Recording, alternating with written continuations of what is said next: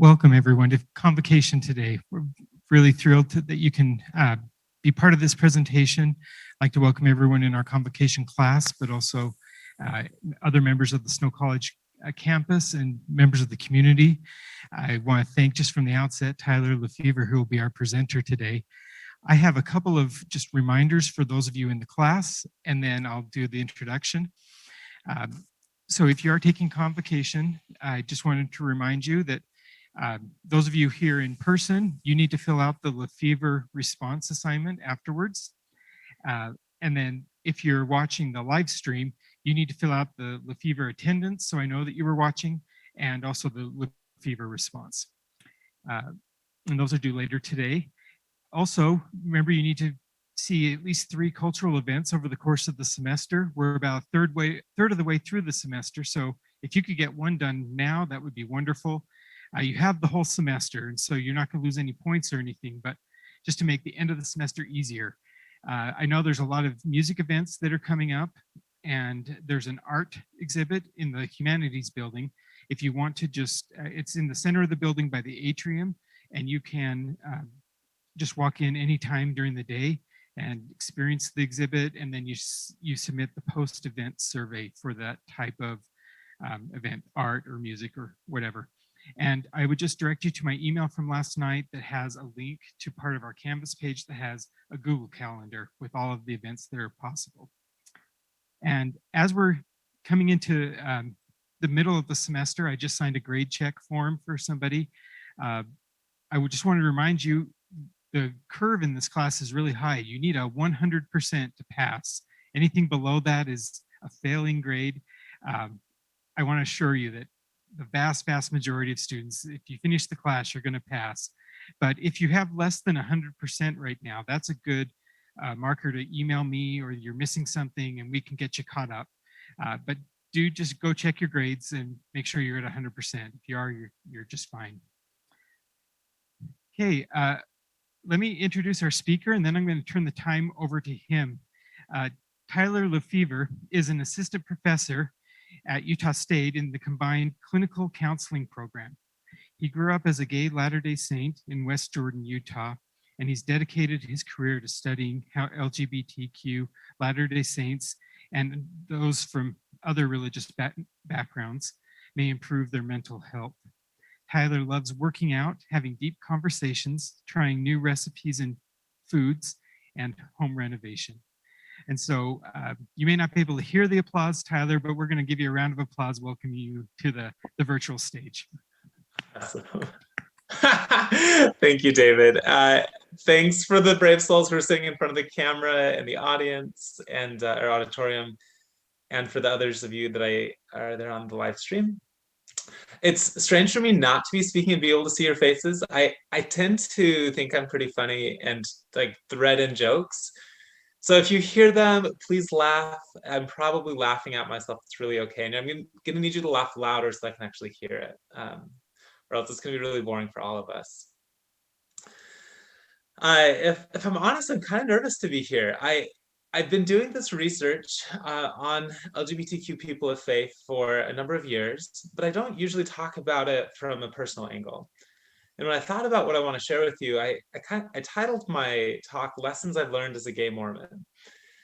And I think that I'm more interested in sharing with you some of the bits of knowledge that I've gleaned along my journey, and I'll weave research in, I'll weave some current events in, with the hope that it can be helpful to you somehow in some way wherever you are. I think about, at least as a gay person myself, that a lot of talks are given for straight people. I sat through a lot of LDS talks about marriage and family, and so I'd like to think of this talk actually being geared toward LGBTQ folks, with the rest of you invited and honored to listen while it's geared toward them. But I'm hoping that it's broad enough that there's pieces that are applicable for all of us as we're listening. I'd really invite you to try and be present with what's going on in your life, with your thoughts, your desires, your feelings, struggles. My hope is that there's something in what I say that you can take away that can be meaningful for you. When I've organized my talk into three big sections. I think if there are three pieces of advice that I could give you that I've learned from being a gay Latter-day Saint, they are the first, that life's a roller coaster. Don't stand next to it, get on it. The second is that authenticity and connection are worth the risk. And the third is that emotions are designed to tell us about ourselves, others, and the world. In a speech given to an audience in France in the early 1900s, Franklin Delano Roosevelt, then the President of the United States, I gave a few comments that have become pretty well known. I want to read a little bit from what he said. He said, "It's not the critic who counts, not the man who points out how the strong man stumbles or where the doer of deeds could have done them better. The credit belongs to the man who's actually in the arena, whose face is marred by dust and sweat and blood, who strives valiantly, who errs, who comes short again and again, because there is no effort without error and shortcoming, but who actually strives to do the deeds, who knows great enthusiasm, the great devotions, who spends himself in a worthy cause, who at best knows in the end of the triumph of high achievement, and at the worst, if he fails, at least fails while daring greatly, so that his place shall never be with those cold and timid souls who neither know victory nor defeat." I think of the many gems in FDR's speech is the idea that what matters most is being in the arena, is not necessarily whether we win the fight, but that our faces are marred with blood and tears and sweat and grime, and that we've been engaging in the thing. I think that life is inherently a roller coaster. If we're really engaging with it, we're going to be going all over the place, and that's a great thing. I've learned a lot personally from being in the arena rather than watching the fight. As I've navigated my life, I've had a lot of tough decisions to make that were pretty overwhelming, and for me, I wanted to step back. But all of the decisions I've had to make have been while being in the middle of them. Been in my share of relationships, and one of the things that I've also learned is that the only way that I've learned who I want to be with is by being with a bunch of people. I think I've pretty famously been with some pretty people who are pretty terrible matches for me. And the thing that I learned was, well, great, that's one kind of person that I don't want to be with. Um, some of my friends tell me that I have an action bias, and it's true. I think that when in doubt, it's better to act than to sit still. So if you're not sure what to do, I think you get a lot more experience by acting than you do by continuing to think and deliberate about what the best course of action is going to be. Um, I Either way, for me, when I act, I feel like it lets me know something that's good or not good. A lot of dating experiences, like I mentioned, showed me what I didn't want until I found a person I do want to be with. Once I thought that I wanted to be in a musical, and I really debated. I was living in the San Francisco Bay at the time. I don't know if we have any San Francisco Bay people in the room, or if you've been and felt the traffic of the Bay, but it's really terrible. It would take me 2 hours every day to drive from work to musical practice. And I just thought it was going to be so worth it and fulfilling and worthwhile. And when I looked back on it, I would work from 8 to 5 and then drive from 5 to 7, be in practice from 7 till 10, and then drive back home and get home at 11. And it was the worst 2 months of my life. I was more depressed than I think I've ever been.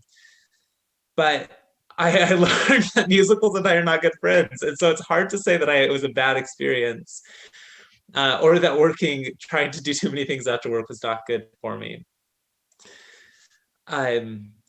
So I think that either way, when we take an action, we understand more about ourselves. And if we're willing to take the risk of doing something, then we'll give ourselves the chance to understand whether that thing is good or right for us or not. Sometimes I think that engaging with life really means engaging with the ambiguity of life. It's easy to say that if we knew how our choices would turn out, that we would make them, right? If you knew that, well, I guess if you know that going to class every day is going to get you an A, which apparently we know this in Convocation, then it's a lot easier to go to class. But there are a lot of less or more ambiguous choices: what to study, who to date, how to spend your time. And it's not clear what's going to happen if you do things. You could be an accounting major and not find a job. You could be an English major and have this perfect job lined up for you. One of the most complicated things for me as I've navigated my life has been trying to figure out what the right path was going to be.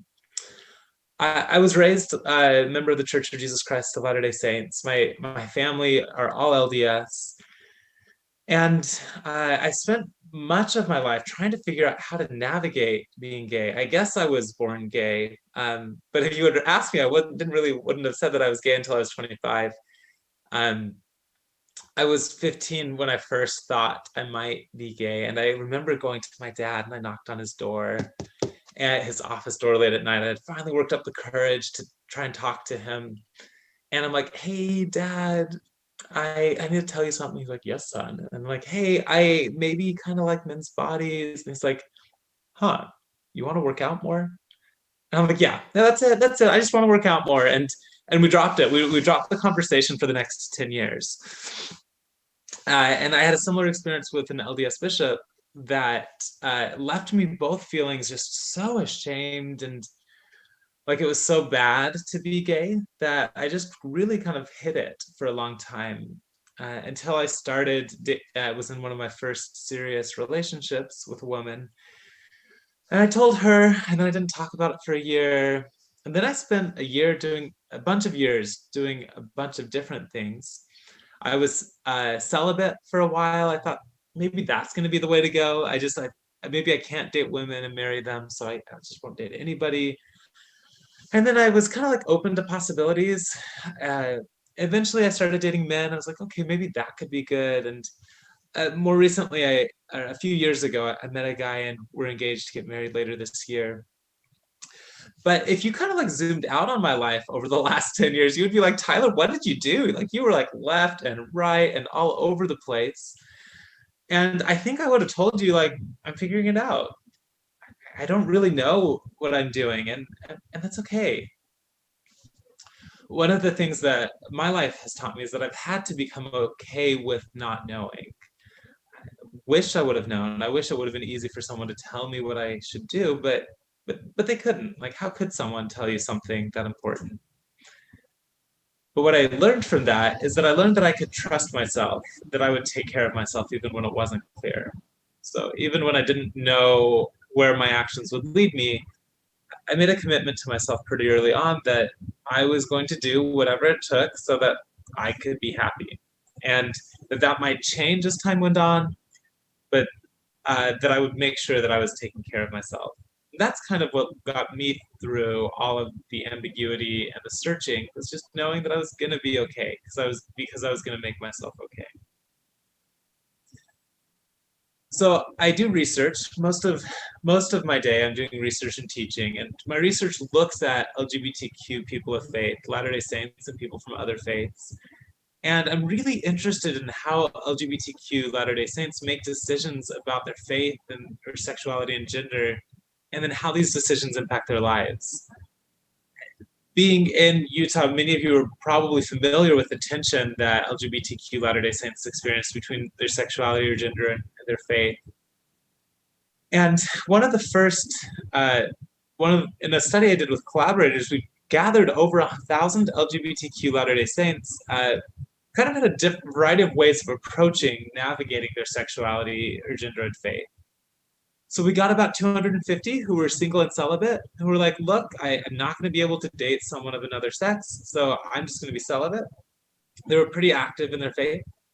Then we got another group of 250 who said, like, look, I'm actually married to someone of the other sex, even though I might not be sexually attracted to them. We had about 250 who were single but not celibate, largely looking to date people of the same sex. And we had about 250 who were in same-sex relationships. So kind of really people all over the place. And we were really interested to know, well, what's the best? You know, like if there's different ways to be, which one's the best way to be? And we also asked, are there ways to be happy in each of these? And one of the most interesting findings that I've had so far from my research is that there was a best way to be, but it actually wasn't that much better than any of the other ways. We found that people in all four of these groups could be happy and satisfied, with, I think it was over half of the participants in any of these groups saying that they were happy and satisfied with where they were in life. And what was more surprising is that the two groups that were the happiest were the people who were in same-sex or mixed orientation relationships, which was not what I was thinking, but really taught me that having someone, having companionship is a really core aspect of what it looks like to be happy. We also found we had also asked, like, what is it that helps sexual and gender minority Mormons to be happy regardless of what they do with their sexuality or gender and faith, and found two things that were particularly important across the board. The first is that people were healthiest and happiest when they met their needs for connection, when they had people with whom they could share their lives and who they could talk to, whether they were online or in person. The meeting needs for connection, intimacy, and mutual understanding was actually the most powerful predictor of happiness and satisfaction. That said a lot to me, that what was most important was actually finding people to live life with, even more than it was like making the right decision about gender, sexuality, and faith. But the number two predictor of happiness and satisfaction was actually resolving conflicts around sexuality, gender, and faith. Which again, the predictor was having resolved the conflict, not necessarily how the conflict was resolved. And so from this, I also learned about how we need that taking the time to do deep thinking and be conscious and conscientious of life path is going to be helpful for both happiness and satisfaction. Doing this really kind of took me aback, and I said, well, maybe we can simplify it a little more. I did a follow-up study to this where I'm like, well, I think maybe there's just two ways that LGBTQ Latter-day Saints are, right? There's the people who are in the church and people who are out of the church, or the people who are gay and the people who are same-sex attracted, to be really rough and crude with the categories. And so I wondered, maybe are there differences there? Are there differences if we look just at those who kind of broadly identify as LGBTQ and those who don't, who say, I'm a child of God, I'm same-sex attracted, I don't prefer to use sexual identity labels. And we looked at these two groups. We looked at this LGBTQ group that said, who are you? And basically what they told us is that we're very out, we're very open about our sexuality and gender. We have a pretty low degree of shame about sexuality and gender, and we're connected with the broader LGBTQ community. Our group that didn't take on labels, we asked, who are you? And they said, well, we're pretty LDS. Like, we're connected to our faith and our families, and they're really important to us. We attend church services, and that brings us a lot of meaning and purpose. And so then we asked, okay, well, which one's better? Like, which one has less depression or less anxiety? And actually, there weren't any differences. Which, again, was not what I had heard in the literature that I'd read. I really expected this LGBTQ group to have better or less depression and anxiety. And it made me step back and really think and wonder about how this thing works in navigating these two opposing worlds. And what I came up with is that I think that there's not a right path. There's not a way that people should live. But maybe there's a right path for each person, you know? Like, maybe there is a better way for me, Tyler, to live. But maybe I couldn't tell any of you the things that you're supposed to do. In fact, I actually think that the right path and the right way to live is pretty ambiguous. When I first came out, I told my mom that I told her a lot of things, but I told her I was gay. I told her I was same-sex attracted first, and then a year later I was same-sex attracted and dating men, and then I was gay and dating men, and then I was engaged. And but when I first came out to her, I tried to tell her that I hadn't been happy. I tried to tell her that, look, hey mom, I'm gay, and it's been really hard for a long time, and now I wanted to tell you this. And she's like, hold up, like, I hear you, I hear that you're gay, but you can't tell me that you haven't been happy. And she's like, I've been with you, I've been walking with you, I've seen you, you've been happy. and I had to step back and realize that she was right. I've been happy throughout my life. I loved being LDS. I loved serving a mission. I loved being part of the church. I was really happy when I dated my ex-girlfriend. I really loved because I loved her. I knew she cared about me. I was happy when I was celibate because it let me have time to make friends and to really connect with them. I was happy when I was single but not celibate. Sex is a good thing. And I'm happy being engaged to my partner and the life that we're building together. And so, though, when I had to step back and think about it, I thought, well, my right path has changed. Um, and so really come to understand that different people have different paths, and each person's right path might change over time. So maybe what matters most for me as a friend or a family member of someone who's trying to navigate these things isn't to tell them what they should do, but just to step back and to accept and help understand where they're at in their particular journey. So still under this umbrella, this is life is a roller coaster. You should ride it. It's hard to know what the right path is for you, whether it's gender and sexuality and faith, or whether it's choosing a major or finding narrowing down life goals. It's not clear. And I think that engaging with it is important. The last thing I want to say on this is that sometimes engaging with these things means embracing tension and conflict. I, in my journey, I've learned that sometimes values and viewpoints clash, and there's not always a middle ground. I mean, at least for me, I both wanted to stay in the LDS church and I wanted to leave it. I knew that I loved my ex, and I knew that I couldn't spend the rest of my life with him. He was driving me crazy. I each night actually, I learned that I love pizza, and I also want to have toned abs, and they just really don't work. But neither of those makes either the other one less important or less of a value for me. And so I've had to learn that it's okay to want conflicting things. And in fact, I think that I'm healthier when I'm able to be present with wanting both things. Randall Thacker was a former president of the LDS LGBTQ support group Affirmation, and he taught me the idea of living in tension. He commented that we're not always able to solve things in a way that eliminates conflict. And so sometimes the healthiest thing that we can do is just to embrace the tension, embrace that we're living with values that are going to be in opposition to each other. I when I was trying to navigate life decisions around my gender and or my sexuality and faith, I often had this metaphor come to mind. So imagine with me, you're in a room, maybe a bedroom, maybe a living room, with a glass wall down the middle of it. And on your side of the room, you've got like a couch, you got a place to sit, and you can't really see too far behind you. But there's more stuff behind you, maybe the entryway. And then on the other side of the room just continues. For me, in this room, on the other side of the glass wall were all the things that I really wanted. It was a wife, it was children, it was being a mission president, it was being close to my family. And what I would do is I would run toward those things. I'm like, well, I want that, right? So I'm going to run into that. And what I would do is I'd hit that glass wall and fall down, and ow, that really hurt.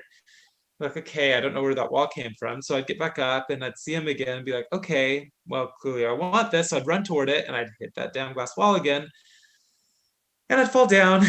And I did it a bunch of times until I learned that there was a glass wall there that I just forgot about. But even if I didn't see it, I knew that it was there. It was stopping me from getting the things that I wanted. And I had to learn that I had to stop running into the wall. I couldn't change what was on the other side of the room. I couldn't change that I wanted those things. But I learned that I could change by turning around and looking what else was in the part of the room that I was in. And by doing that, I found things that I wanted on the side of the room that I was in. And if I'm really honest, there's still times that I get the urge to run toward that glass wall.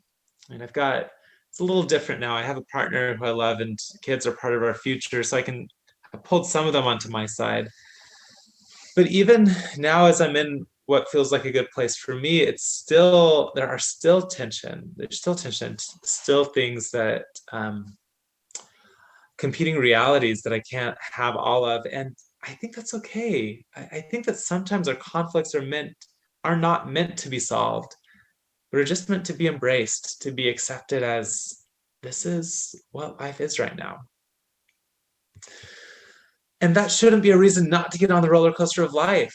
The conflict is good. It's important. It helps us grow. It helps us learn who we are.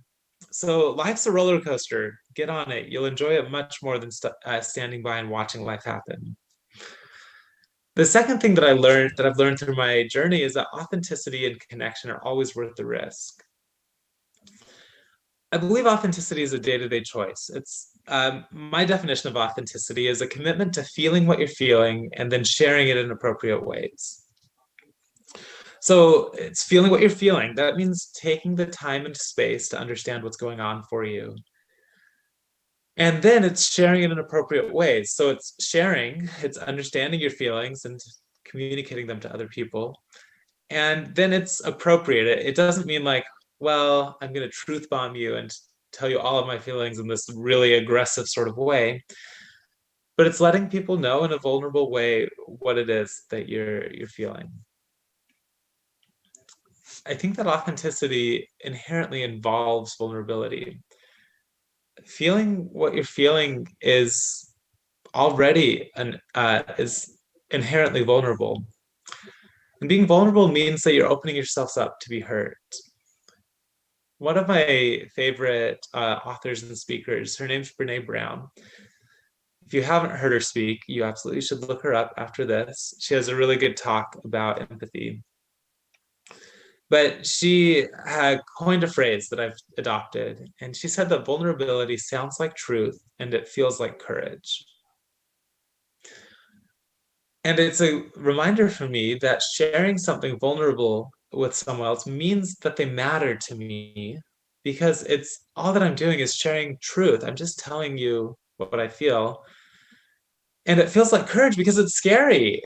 If a good meter of whether we're being vulnerable is whether it feels scary. If it feels scary, you're doing it right. It means that you're living the life. You're telling people things that matter.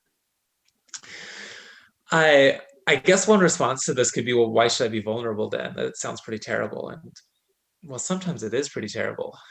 Sometimes you really fall on your face and you get hurt. But I think that being vulnerable also means that you're opening yourselves up to connect with other people. Vulnerability allows you to open yourself up.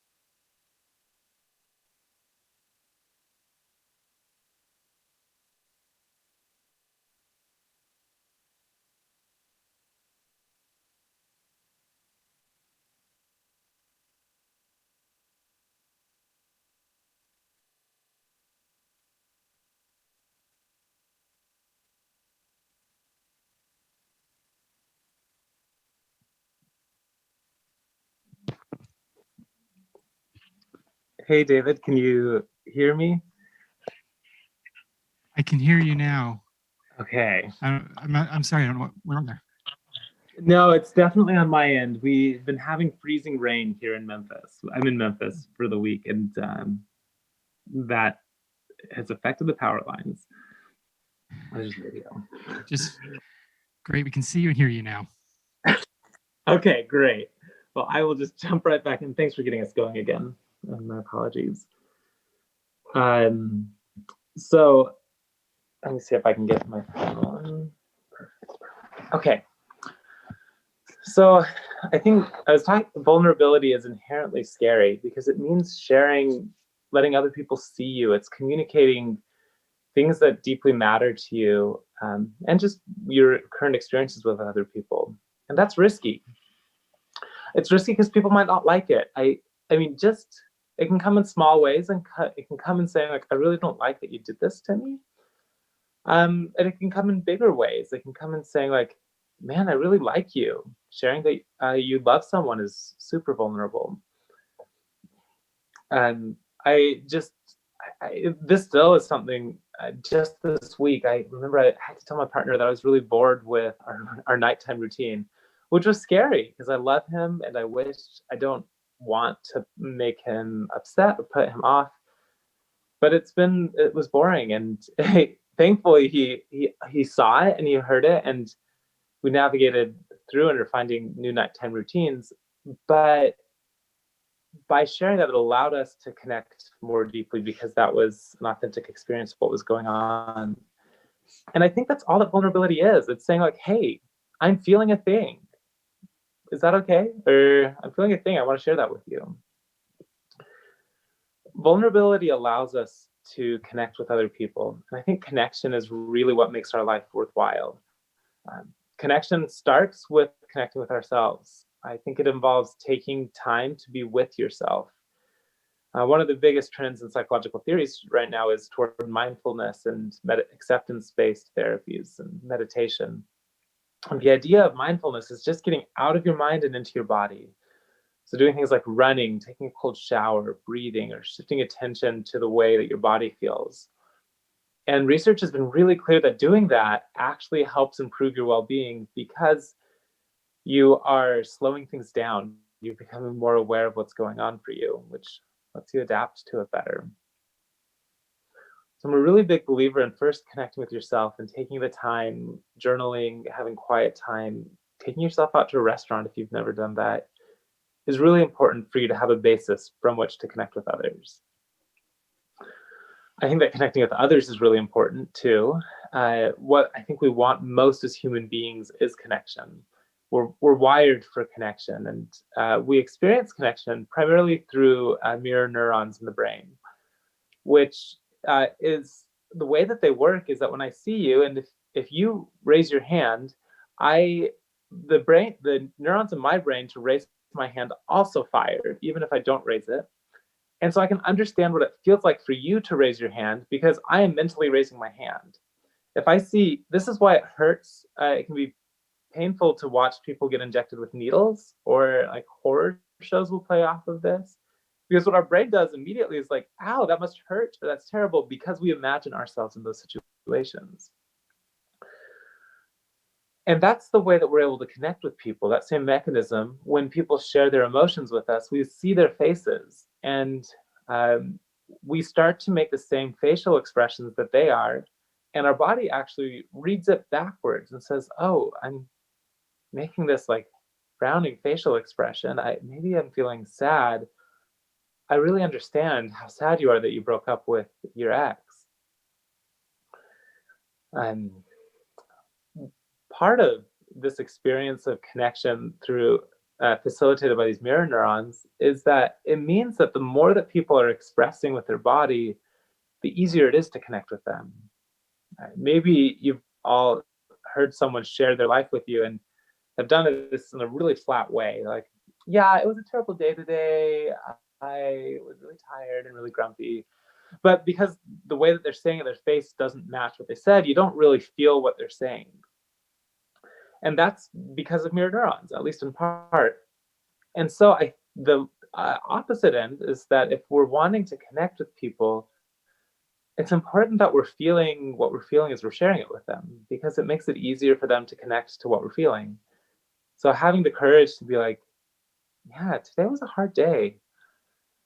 I'm not exactly sure what went on, but I know it was really taxing for me.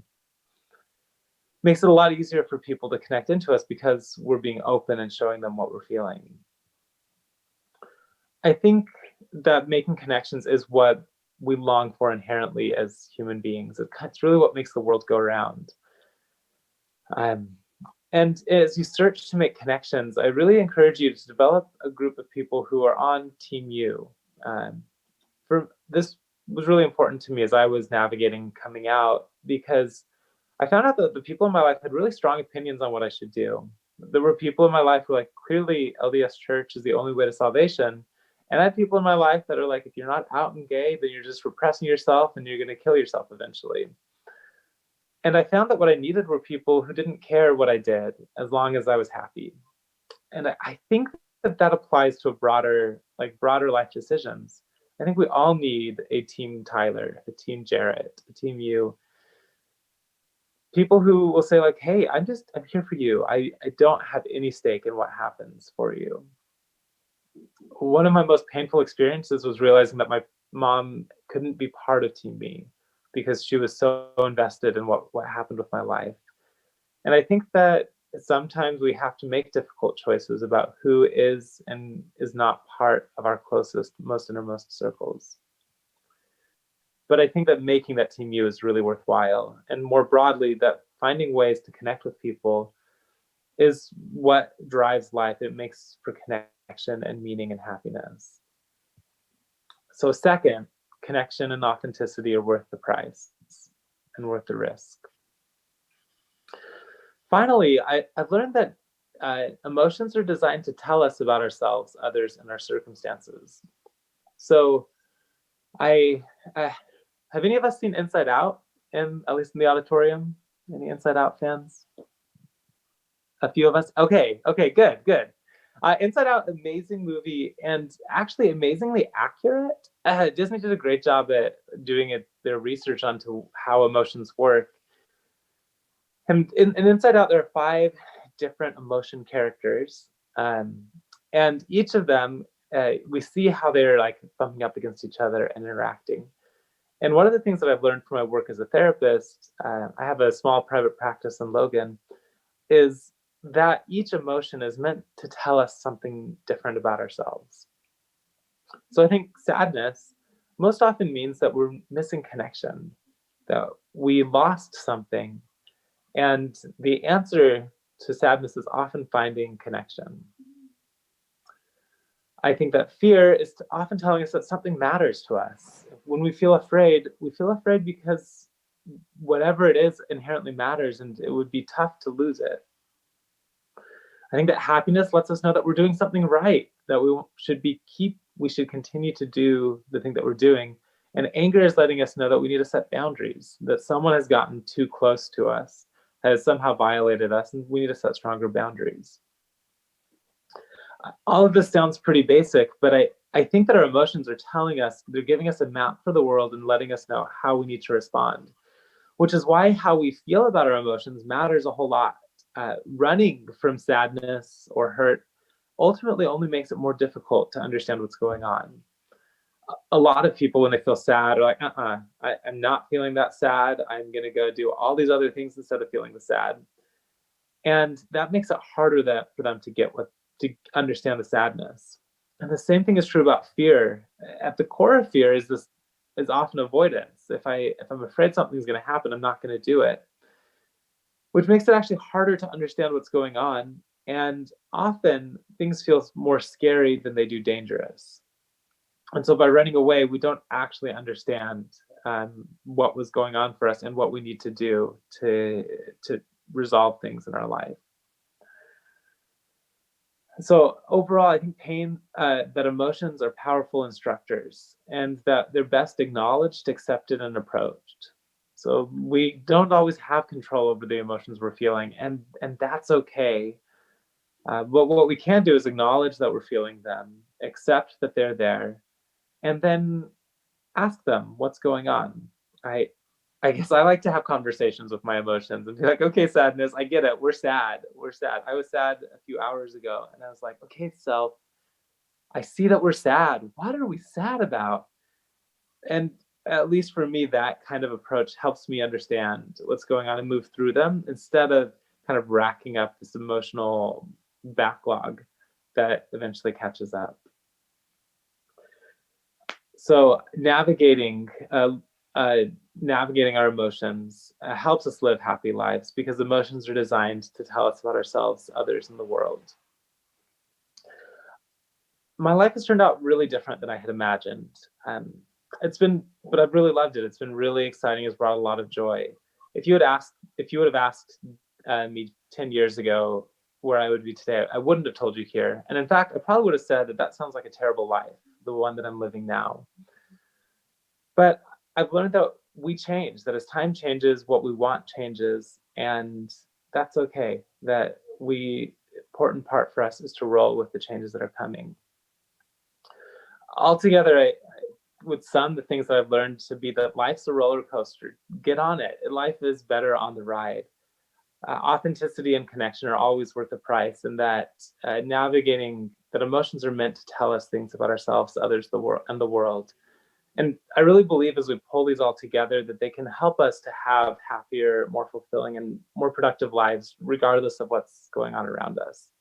And I hope there's something in there for you, that there's a place that you can connect into those principles. And yeah, hope you're able to take that back. Thank you very much for the time that you've given me.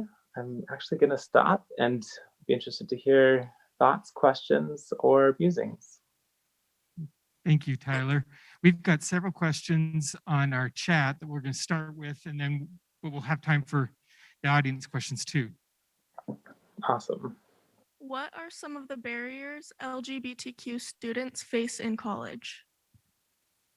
Yeah, great question. I think LGBTQ students are often coming out when they're coming to college.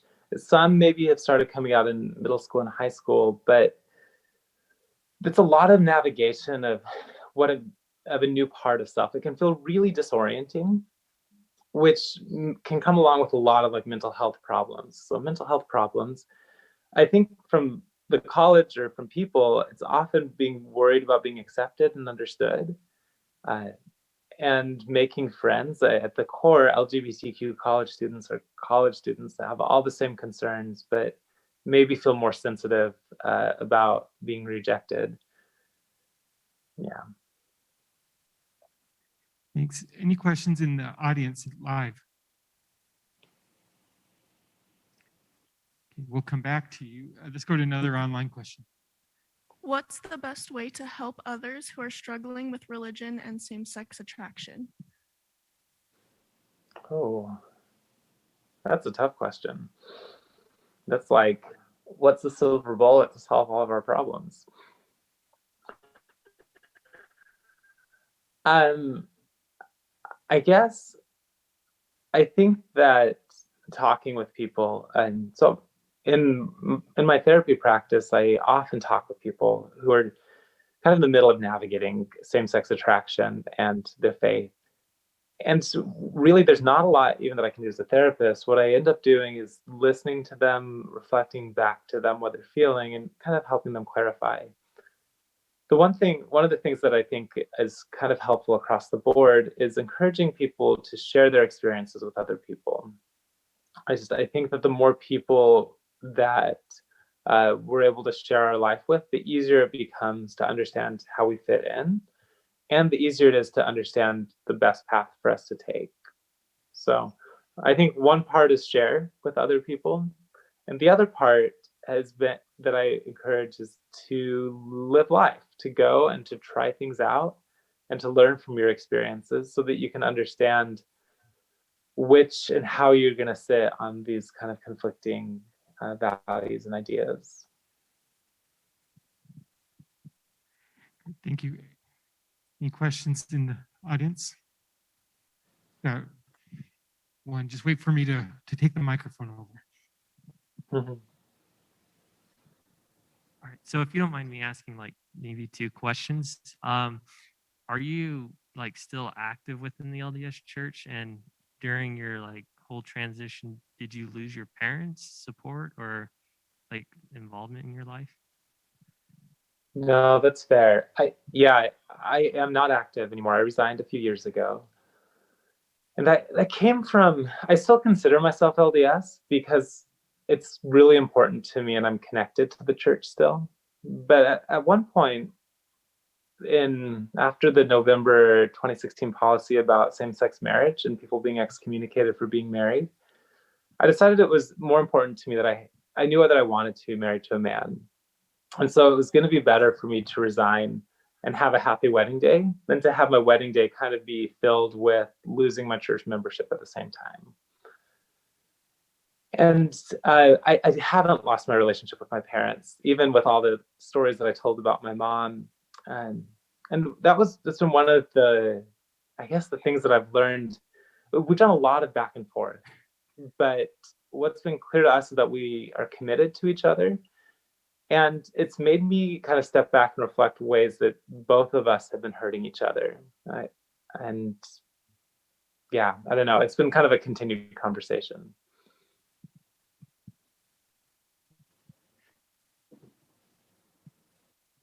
What are some positive spaces or communities for LGBTQ youth, particularly those in the LDS faith? Yeah. So there's a couple of online support groups that have annual conferences in Utah. Affirmation and North Star would be the two that I'd recommend off the top of my head. In many places, there are also there's like a gay straight alliance in high schools or LGBTQ clubs at colleges or universities.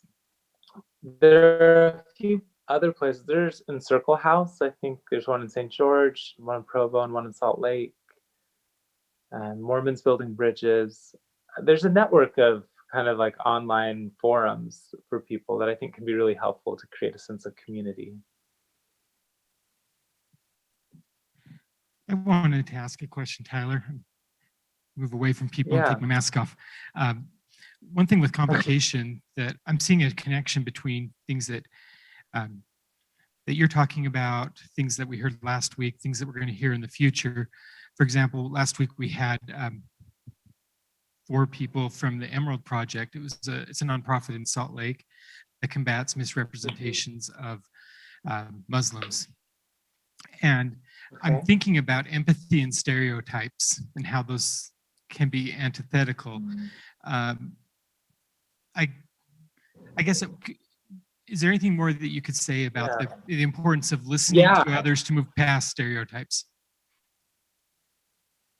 Yeah, no, thanks, David. I think so. Empathy is what kind of like dissolves stereotypes, and I think that anytime that we feel ourselves kind of have that knee-jerk ugh reaction, it's probably a good sense that we don't understand another person well enough.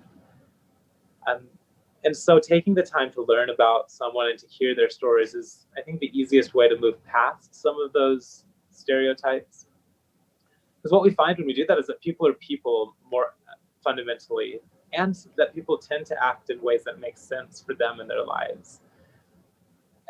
When we don't know someone, it's easier to make that kind of broader stereotype judgment that, oh, gay people are like this, or in other places that Mormons are weird and they do this. And so I think being open and asking questions, intentionally trying to make connections with people who are different than you, can actually be what kind of helps you to develop the empathy for a wide variety of people. Thank you. We have time for one more question, either online or in person. There's someone typing right now, I bet, putting a question in.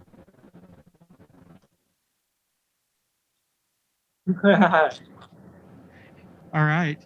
Well, I'm not seeing one come in. Last chance for a question in the audience. Oh, we've got one more. It's in the back.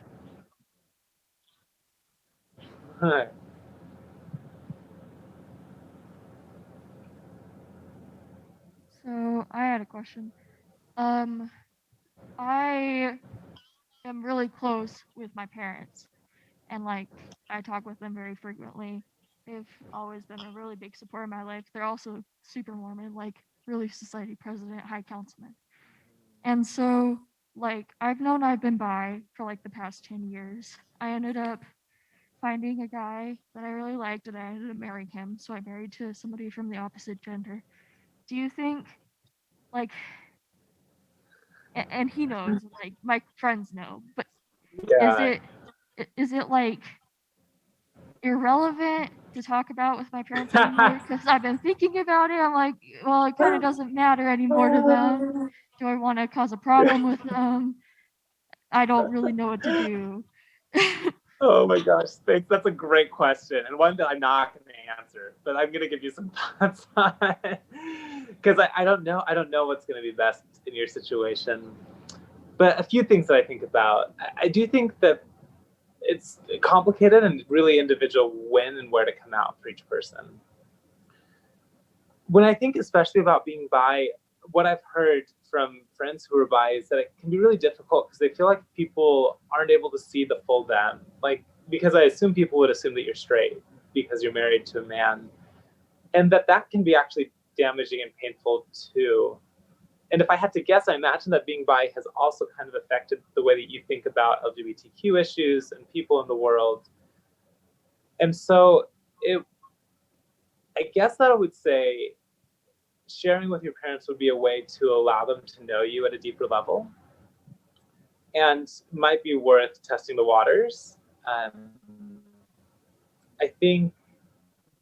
I guess in general, my leaning is to share and to hear. And then if people aren't willing and don't want to hear it, then that's fine, you know.